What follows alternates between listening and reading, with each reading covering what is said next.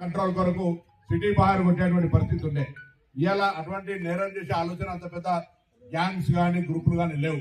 కానీ చిన్న చిన్న నేరాలు ఆఖరికి చిన్న మహిళల పట్ల జరిగినటువంటి చైన్ స్టాటిక్స్ లాంటివి చూసినట్లేదు.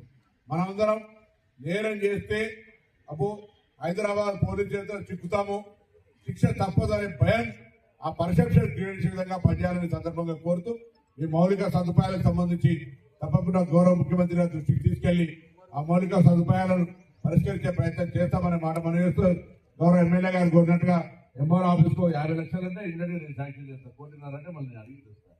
కాబట్టి నేను ఆ ఎంఆర్ ఆఫీస్ కి సంబంధించి కూడా మీ యొక్క ప్రతిపాదనను ప్రభుత్వం దృష్టికి తీసుకెళ్లి రెవెన్యూ శాఖ మంత్రి ద్వారా ఆ పాత పడ్డదని చెప్తా ఉన్నారు. కాబట్టి తప్పకుండా ఇలా ప్రజలకు సౌకర్యాలు కలగాలంటే కొంత అడ్మినిస్ట్రేటివ్ ఆఫీసర్స్ అన్ని పర్ఫెక్ట్ గా ఉండాలని భావించే ఈ ప్రభుత్వంలో వాటన్నిటిని 1 by 1 ఉన్నటువంటి ఆర్థిక పరిస్థితుల దృష్ట్యా చేస్తామనే మాట కూడా చేయొద్దనే ఆలోచన లేదు.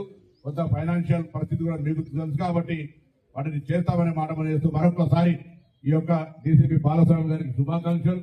మరి ఫౌండేషన్ వేసి దాని తర్వాత మీరు ఈరోజు ప్రారంభం సందర్భంగా మా అందరితో శుభాకాంక్షలు తీసుకొని మీ యొక్క డే టు డే అసలు ఇంకా మేము ఈస్ట్ జోన్కి వెళ్తే మాకు న్యాయం జరిగింది అనేటువంటి ఒక ఇంప్రెషన్ చాలా 2000 కోట్ల సీఆర్ గారు చేసినని చెప్తా ఉన్నాం.